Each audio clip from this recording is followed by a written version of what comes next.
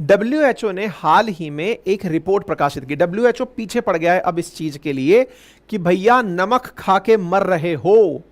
दुनिया को चेतावनी दी है कि आप लोग जो कार्डियोवास्कुलर डिजीज के चलते जो हर दिन खबर पकड़ते हो ना कि उस दिन वो आदमी मर गया, नाचते हुए मर गया, गाते हुए मर गया, जो ये खबरें सुन रहे हो, जो हार्ट अटैक से रिलेटेड बहुत ज्यादा खबरें सुर्खियों में चल रही हैं, उसका बहुत बड़ा कारण है हाई सोडियम इनटेक।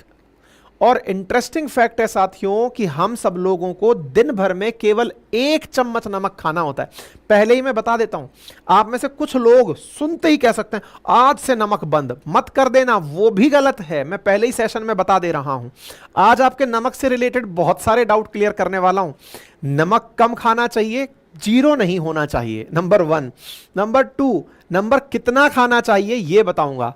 कुछ लोग जो कहते हैं ना सर हम तो नमक नहीं, हम तो सेंधा नमक खाते हैं, नहीं सर हम तो काला नमक खाते हैं, तो तीनों नमक का अंतर क्या है ये भी मैं आपको आज के सेशन में बताऊंगा। नमक को कंट्रोल करने की जो विधाएं हैं आपको बताऊंगा, ताकि उन्हें कहते कहते मैं भी कुछ सीख जाऊं, क्योंकि मेरे साथ भी बहुत बड़ी दिक्कत नमक ही है। खैर, विकासशील और अल्प विकसित देशों के अंदर यही सबसे बड़ी समस्या है कि लोग नमक बहुत खाते हैं साहब। ये मैं नहीं, डब्ल्यूएचओ कहता है। डब्ल्यूएचओ कहता है कि जब फलों के अंदर नेचुरल मिठास है, नेचुरल तीखापन है, उसके बाद भी ऊपर से थोड़ा तो हो जाए मसाला डालकर बढ़िया से खाया जाता है। और तो और जितने भी पैकेज्ड फूड हैं, फास्ट फूड हैं, उनके अंदर भी भर भर के नमक खाया जा रहा है। सोडियम का इस तरह से नमक खाने से, क्योंकि सोडियम नमक का फॉर्मूला क्या है NaCl। अब NaCl के अंदर आधा तो सोडियम ही है ना, तो सोडियम का इनटेक हमारे शरीर में बहुत ज्यादा हो रहा है, ऐसा डब्ल्यूएचओ का कहना है। मतलब हमने जो कई बेंचमार्क है ना वो तोड़ दिए हैं। मतलब रिपोर्ट में कहा गया है कि जो 8 मिलियन लोग पूरे देश, पूरी दुनिया के अंदर 80 लाख लोग अगर पुअर डाइट की वजह से ग्लोबली मरे हैं, कि भाई इनको प्रॉपर भोजन नहीं मिला, कुपोषण कह लो, इस वजह से नहीं मरे, तो कम से कम 2 मिलियन लोग वो हैं जिन्होंने केवल नमक ज्यादा होने की वजह से जिंदगी खोई है। यार ये बात जब सुनी ना, कसम से बता रहा हूं टेंशन हो गई यार। मतलब अभी तक जिन चीजों को हम कारक बना रहे थे, उन कारकों में सबसे बड़ा कारक, और मैं जो आज काम कर रहा हूं, डब्ल्यूएचओ चाहता है कि मैं ऐसा काम करूं।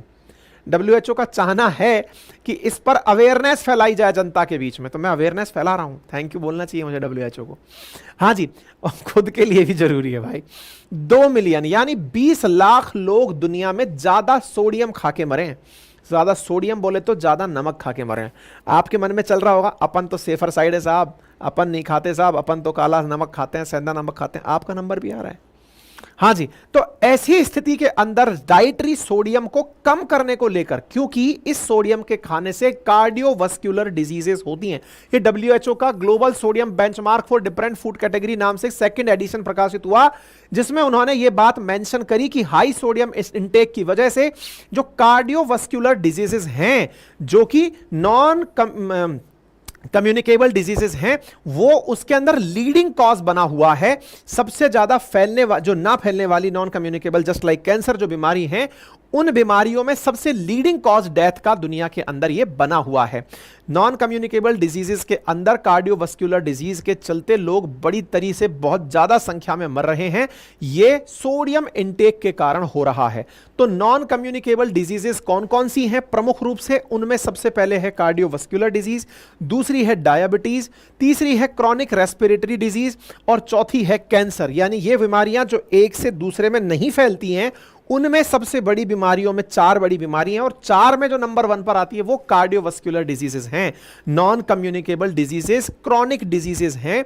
और इनमें जो कार्डियोवास्कुलर डिजीज जिसके अंदर हार्ट अटैक और स्ट्रोक जिसे आप कहते हैं वो टॉप पर चल रहा है आफ्टर कैंसर, साथ में सच में मतलब क्रॉनिक ऑब्स्ट्रक्टिव पल्मोनरी यानी कि लंग से अस्थमा से रिलेटेड बीमारियां और डायबिटीज इन एनसीडीज में काउंट की जाती हैं। नॉन कम्युनिकेबल डिजीजेस प्रति साल 41 मिलियन लोगों की जानें लेती हैं। मतलब अगर मैं ये कहूं कि एक से दूसरे में ना फैलने वाली बीमारी, अभी खांसी है, जुकाम है, ये जब एक दूसरे से फैलती है, बुखार है, जैसे कोरोना है, एक से दूसरे में फैल रहा है, वो कम्युनिकेबल है।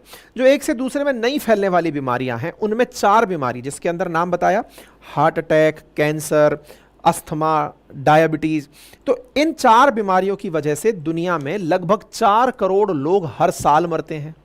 ठीक है, मतलब ये अपने आप में दुनिया के अंदर जो कुल मौतें होती है ना उसका 74% है। ये हर साल 17 मिलियन लोग इन नॉन कम्युनिकेबल डिजीजेस में 70 साल की उम्र को पकड़ने से पहले मर जा रहे हैं। 86% जो प्रीमेच्योर डेथ है वो लो और मिडिल इनकम कंट्रीज में हो रही हैं, जिनकी कमाई कम है या मध्यम कमाई है, उन देशों में ज्यादा इस तरह की डेथ हो रही है। क्योंकि अमीर आदमी आजकल समझदार हो गया है भाई। अमीर आदमी जो बहुत ज्यादा अमीर है ना, उसको तो उस पैसे को भोगने के लिए बहुत जिंदा जीना है, लेकिन जो गरीब आदमी है वो अपना सुख इन खाने पीने की चीजों में ही ढूंढ रहा है। वो सोच रहा है कि बढ़िया चाट पकौड़े खा लिए, जिंदगी बढ़िया कट गई। अमीर आदमी सोच रहा है कि यार चाट पकौड़े खा लिए, कम 2-4 दिन कम जीना पड़ गया, तो फिर इस जिंदगी को भोगूंगा कैसे। तो वो उस चक्कर में अमीर आदमी तो निकल लिया है भाई। ये मैं नहीं बोल रहा हूं, ये बोल रहे हैं, ठीक है ना। Cardiovascular disease account for most NCD, इसमें भी सबसे ऊपर कौन है? जो हार्ट की डिजीजेस हैं वो सबसे ऊपर हैं। 18 मिलियन पीपल हर साल कार्डियोवास्कुलर डिजीज से मर रहे हैं, हार्ट अटैक से मर रहे हैं भाई। जिसको कैंसर नंबर 2 पर पीछे पीछे लेकर चल रहा है, कैंसर तो आधे नंबर पर चल रहा है। इसके बाद में अस्थमा 40 लाख लोगों को और डायबिटीज 20 लाख लोगों की जान ले रही है, क्योंकि डायबिटीज के चलते किडनी पर असर पड़ने लगता है, ठीक है। ये जो 4 डिजीजेस हैं ये दुनिया में 80% बीमारी के कारण होने वाली मौत का प्रमुख कारण बनी हुई हैं। टोबैको का यूज करना, फिजिकली इनएक्टिव होना, ज्यादा अल्कोहल का यूज करना, अनहेल्दी डाइट का खाना, वायु प्रदूषण का होना, इसकी वजह से ये नॉन कम्युनिकेबल डिजीजेस एट ए होल ज्यादा होती हैं। मतलब ये होती क्यों है, अगर कोई कारण ढूंढे तो आज आप सोचिए, ये बहुत ही सोचने वाली बात है। आज अपन जितने भी आप मेरे दर्शक भी हैं, मैं खुद भी आप में से ही एक हूं, हम अपने छोटे से काम के लिए भी अपने घर से तुरंत, चाहे दुपहिया वाहन हो चाहे चौपहिया वाहन हो, वो निकालेंगे और जाएंगे। मेरे प्यारे साथियों, दुनिया भर के जितने भी विकसित देश हैं उन्होंने तो अपनी हैबिट में ही डाल लिया है, क्योंकि एयर पॉल्यूशन उनके यहां है नहीं, कंट्रोल कर लिया है। और उन्होंने अपनी हैबिट में या तो साइकिल से जाना, ऑफिस तक वो लोग यार साइकिल से जा रहे हैं, पैदल जा रहे हैं, और हम तो शर्म की बात मानते हैं साहब, पैदल कौन जाएगा, और सरकारी सिस्टम से तो कौन ही जाएगा, हम नहीं जाएंगे इस चीज से, तो हम तो पर्सनल गाड़ी से जाएंगे। हमारे यहां पर चलना फिरना, अगर टोटल स्टेप काउंट करो ना दिन भर में बैठ करके, और तो और अब तो मैं गांव के लोगों को भी देखता हूं तो चिंता होती है उन्हें देख करके। आज शहर के लोग तो फिर भी जिम जाम करके इधर उधर थोड़ा हिलने लग रहे हैं, गांव के लोग तो खेती बाड़ी नहीं भी हो रही है तो भी भाई कोई बात नहीं, घर में बैठे हुए हैं आराम से, सीजन नहीं है कोई बात नहीं, घर में बैठे हूं। गांव के लोगों के ये मोटे मोटे पेट निकले हुए हैं ओबेसिटी के चलते, मैं भी उनमें से एक हूं। क्यों? क्योंकि साहब अब तो सुविधाएं हो गई, मोटरसाइकिल उठाएंगे और चले जाएंगे। ये हेल्थ का एक बहुत बड़ा प्रॉब्लम बन रहा है, in activity, the harmful use of alcohol, और फिर उसके बाद में इनएक्टिव तो हैं ही हैं, और फिर साहब नशा भी कर ले रहे हैं। नशे के साथ साथ फिर अनहेल्दी डाइट्स, पैकेज्ड फूड खा रहे हैं, ज्यादा नमक वाला खाना खा रहे हैं, ये यहीं पर आ रहा है, ठीक है। तो ये अपने आप में WHO की तरफ से दिया गया डेटा है कि एनसीडीज जो हैं वो इस समय टॉप किलर बन चुकी हैं, सबसे ज्यादा मौत का कारण बन चुकी हैं, ठीक है। अब आते हैं कार्डियोवास्कुलर डिजीज कौन सी होती हैं। तो ज्यादा मैं आपको इसमें साइंस नहीं पढ़ाऊंगा, आप तो हार्ट अटैक और उससे ही समझ के चलते रहो कि हार्ट अटैक से रिलेटेड प्रॉब्लम, स्ट्रोक से रिलेटेड प्रॉब्लम होती हैं। WHO का मानना है कि जो कार्डियोवास्कुलर डिजीज है उसकी वजह से होने वाली डेथ मैंने आपको बताई, और इसके अंदर भी टोबैको का यूज, ये सब बातें मैं आपको बता चुका हूं, ठीक है। इंडिया के अंदर जो हार्ट डिजीज है वो 2 ट्रिलियन से ज्यादा का नुकसान पहुंचाती है। भारत के अंदर जो नॉन कम्युनिकेबल डिजीजेस हैं 2012 से 30 के बीच में वो $2.17 ट्रिलियन का नुकसान पहुंचाएंगी। क्यों? क्योंकि अगर चलता फिरता आदमी मर गया तो धंधा मर गया ना साहब उसका। तो ऐसी स्थिति में सारी चीजें। अब कार्डियोवास्कुलर डिजीज जो हो रही हैं उसका बड़ा कारण क्या है? पहले आपने ये जाना कि दुनिया में जितनी मौतें हो रही हैं उसमें सबसे ज्यादा मौतें एनसीडी की वजह से हो रही हैं, यानी नॉन कम्युनिकेबल डिजीजेस की वजह से। उन डिजीजेस में भी सबसे ऊपर है कार्डियोवास्कुलर डिजीजेस, यानी हार्ट की वजह से होने वाली डिजीज। हार्ट की वजह से होने वाली डिजीज का बड़ा कारण क्या है? सोडियम। अब आप सोचिए, एक चुटकी नमक की कीमत तुम क्या जानोगे बाबू मोशाय, जान ले लेता है ये डायलॉग। सिंदूर था, अपन ने नमक बोल दिया है, समझे आप। तो सोडियम जो है ना, वो इस समय मेन कंपोनेंट जो मतलब सॉल्ट का है, वो हार्ट की बहुत बड़ी प्रॉब्लम बनकर निकल रहा है। ना केवल हार्ट की, बल्कि gastric cancer, obesity, liver disease, chronic kidney. मुझे तो आज मेरे मोटापे का कारण पता चला जब मैं आपका ये सेशन बना रहा था। मेरा ज्यादा नमक खाना मेरे मोटापे के बड़े कारणों में से एक है। ये आपको तैयार कराने से मुझे जो फायदा हुआ वो सुन लो। मोटापे में बताया गया है कि जब ज्यादा सोडियम इंटेक होता है तो बॉडी ज्यादा वाटर रिटेंशन करने लगती है। वाटर रिटेंशन सेल्स के अंदर ज्यादा होने लगता है, जिससे कि ऑटोमेटिकली आपके अंदर हेल्थ, ऑब्वियस ही बात है ना कि जब वाटर रिटेंशन ज्यादा हो रहा है, और भी बहुत सारे फैक्टर्स हैं, लेकिन मोटापा बढ़ाने में सोडियम का बहुत बड़ा कंट्रोल होता है। ठीक है। आईसीएमआर की एक रिपोर्ट कहती है कि औसत भारतीय डब्ल्यूएचओ और इंडियन मेडिकल एसोसिएशन द्वारा सुझाई गई मात्रा से ज्यादा नमक का सेवन करता है। औसत बताया गया 5 ग्राम नमक प्रतिदिन, और औसत भारतीय 10 ग्राम से ऊपर नमक का सेवन करता है। हमने नमक के लिए संघर्ष किया था, गांधी जी दांडी मार्च निकाल करके महात्मा गांधी कहलाए, लेकिन एक चुटकी नमक जो हमारी थालियों में आया, उस नमक ने हमारे जीवन में से बहुत कुछ ले लिया। डब्ल्यूएचओ का मानना है कि भारत में प्रतिदिन प्रति व्यक्ति 8 ग्राम नमक से औसत से ज्यादा नमक सेवन करता है। डब्ल्यूएचओ कहता है 5 ग्राम नमक सफिशिएंट है जीवन हेल्दी जीने के लिए। Daily salt intake India is double the prescribed amount, ऐसा डब्ल्यूएचओ का मानना है। सिर्फ 1/3 भारतीय ही जानते हैं कि नमक से नुकसान होता है, बाकी 3 में से 2 को तो केवल स्वाद पता है, बाकी कुछ नहीं। आप देखिए कि कई रिपोर्ट्स में तो यह है कि भारत में 11 ग्राम तक भी सॉल्ट खा लिया जाता है, और सॉल्ट की वजह से भारत के अंदर, मतलब दुनिया के अंदर 18 लाख से ज्यादा मौतें होती हैं। अब आप इससे अंदाजा लगा सकते हैं। ठीक है साहब, ये मैंने आपको बात बता दी सोडियम इंटेक के ऊपर। अब बात करते हैं कि साहब नमक खाना क्यों है। मैं तो खाना बंद ही कर दूंगा आज से, क्योंकि ये टेंशन दे रहा है। अब टेंशन दे रहा है तो ऐसी स्थिति में नमक ना खाऊंगा, ऐसी शर्तें लेते हुए भी कुछ भाई लोग मेरे दिखाई पड़ सकते हैं। भाई मैं पहले ही बता देता हूं, भोजन में नमक जरूरी है। क्यों? क्योंकि यह आपके नर्वस सिस्टम को अच्छी सेहत देता है, शरीर में पानी और मिनरल का संतुलन रखता है। नमक में जो सोडियम है ना, सोडियम क्लोराइड होता है असल में, उसकी वजह से आपके बॉडी में न्यूट्रिएंट्स का एब्जॉर्प्शन अच्छे से होता है। ब्लड प्रेशर सही बनाए रखने में, देखिए ज्यादा नमक ज्यादा ब्लड प्रेशर करता है, कम नमक कम ब्लड प्रेशर भी तो करता है। अगर नमक नहीं खाओगे तो लो बीपी के शिकार हो जाओगे। इसलिए 5 ग्राम अगर प्रेस्क्राइब्ड लिमिट है तो उसे काम में लीजिए। और जो हमारी आर्टरीज में बैड कोलेस्ट्रॉल जमता है, उसको भी हटाने का काम सोडियम करता है ना। तो इसका मतलब यह नहीं है कि यह बुरा है, लेकिन अति बुरी है, और अति सर्वत्र वर्जते। हम लोग औसत से डबल कर रहे हैं, तो आप सोचिए कि कैसी कैसी तस्वीरें हमारे सामने निकलकर सामने आएंगी। ठीक है ना। तो सोडियम जरूरी है, यह मैंने आपको बता दिया, और इसकी वजह से जो नुकसान होते हैं वो बता दिया। यानी सोडियम क्या क्या कर रहा है वो मैंने आप लोगों को अच्छी तरह से बता दिया कि कोशिकाओं को न्यूट्रिएंट्स और वाटर सोडियम की वजह से पहुंचता है। लेकिन विचार करिए, ज्यादा सोडियम खा लिया तो ज्यादा पहुंचेगा ना, ज्यादा खाओगे तो फिर हो जाओगे। साथ में helps our muscle contraction, sodium की वजह से ही, सोडियम पोटेशियम जो पंप होता है ना, उसी की वजह से हमारे मसल कॉन्ट्रैक्शन को फायदा होता है, नर्वस सिस्टम को इसकी वजह से फायदा होता है। ये सारी चीजें नमक की वजह से होती हैं। अब लेकिन हमने ज्यादा नमक खा लिया तो क्या होता है?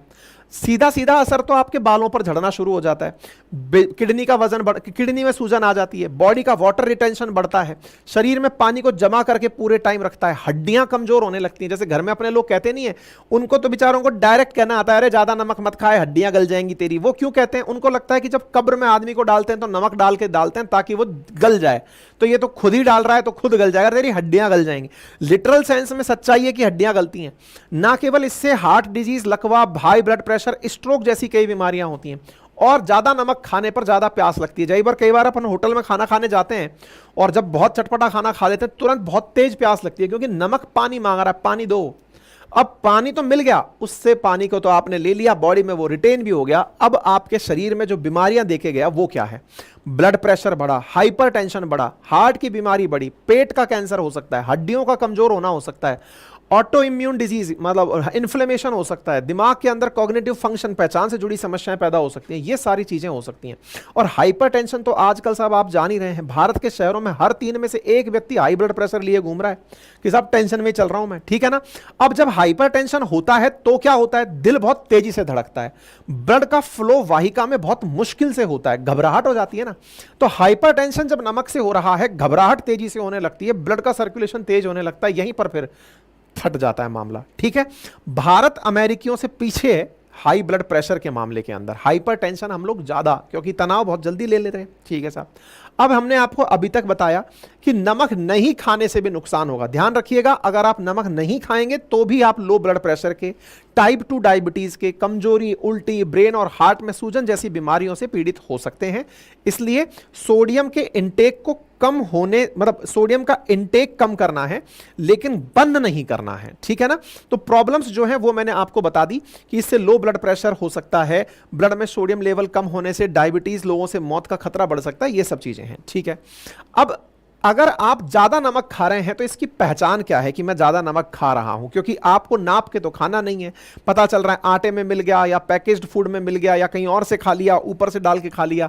सिम्टम्स क्या है कि ज्यादा नमक खा रहे हैं। तो देखिए, यदि आपके चेहरे पर सूजन रह रही है तो उसके पीछे का एक बड़ा कारण है। हालांकि ये सब बातें डायग्नोस्टिक लेबोरेटरी से जब जांच कराकर आप रिपोर्ट चेक करेंगे उसमें दिख जाती हैं कि आपके अंदर कितना सोडियम इंटेक है, आप उसकी जांच भी करा सकते हैं। लेकिन जो बाहर से देखकर, क्योंकि आपको तुरंत लेबोरेटरी नहीं भागना है, तो उसके लिए क्या जानकारी है तो इधर देखें।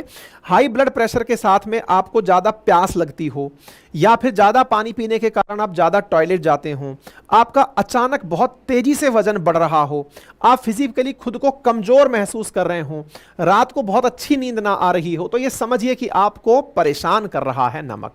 तो करिए कम अपने शरीर में नमक की मात्रा, सोडियम की मात्रा, क्योंकि नमक में क्लोराइड इतना नुकसान नहीं दे रहा है जितना सोडियम दे रहा है। सोडियम को कम करना है, और सोडियम को कम करने के लिए आपको क्या क्या करना है उसे समझिए।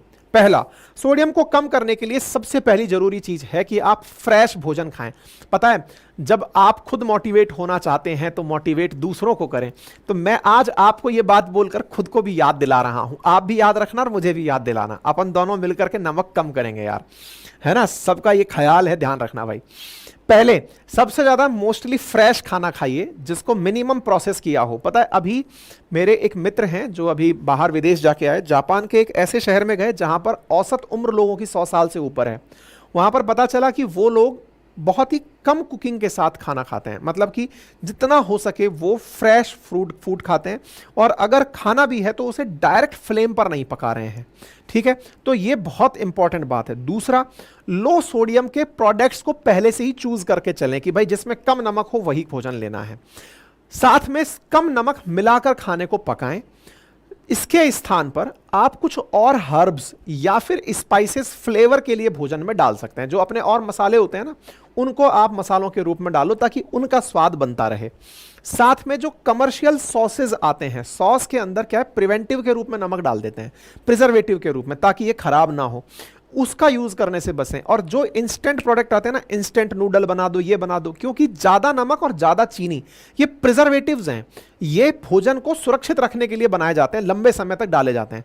अब हमारे भोजन में जो ज्यादा नमक डालकर पहले से ही अचार वगैरह, जो नमक भर भर के अचार के अंदर नमक डाला जाता है, ठीक है, लिमिट करें कंजप्शन ऑफ प्रोसेस्ड फूड की, प्रोसेसिंग के बाद, क्योंकि प्रोसेसिंग में प्रिजर्वेटिव्स डलते हैं। प्रिजर्वेटिव में नमक एक नेचुरल प्रिजर्वेटिव समझ लो, तो आप उसको खाने से बचें। और सबसे इंपॉर्टेंट काम जो मैं आज करने जा रहा हूं, आप भी करें, और वो ये है, अपनी टेबल पे से ना वो जो कंटेनर है जिसमें नमक रखा जाता है, अपन की जो नमक की डिब्बी है जिसके बिना तो टेबल पे छटपटाहट मच जाती है, उसे हटा दो।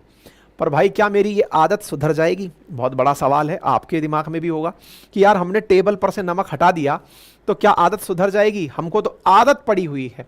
तो हमको आदत नहीं है, असल में हमारी टेस्ट बड्स को आदत पड़ी हुई है।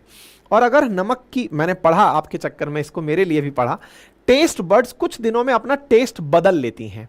अर्थात अगर हमने कई दिनों तक नमक नहीं डालने की प्रैक्टिस करी ऊपर से, तो हमारी टेस्ट बड्स भी उस टेस्ट के अकॉर्डिंग सेट हो जाएंगी जो हमें नेचुरली टेबल पे मिल रहा है। ठीक है, बाकी जो पैकेज्ड फूड हैं, अगर आप उससे बचेंगे तो भी एडिड सॉल्ट से बच जाएंगे।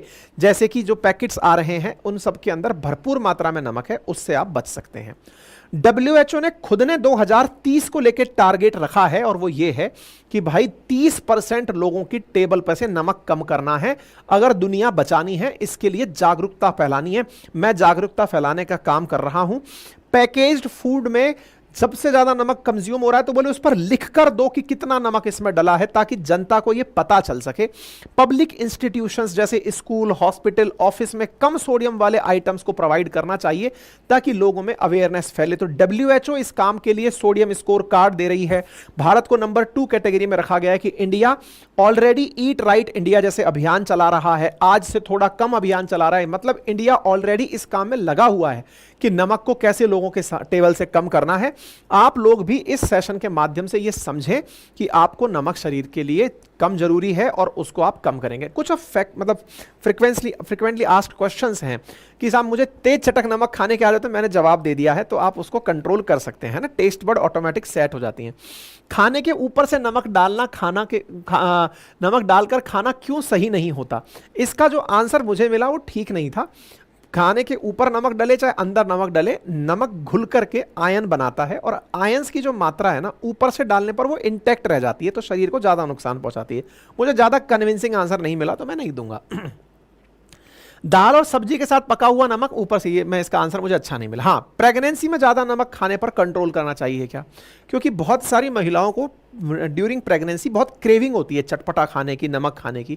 उन्हें निश्चित रूप से इस पर ख्याल देना चाहिए कि उन्हें ऐसा पदार्थ नहीं खाने हैं, क्योंकि इससे प्रीमेच्योर डिलीवरी का खतरा रहता है, प्रेगनेंसी इंड्यूस हाइपरटेंशन हो सकता है। नमक खाने से उन्हें बचना चाहिए, ठीक है।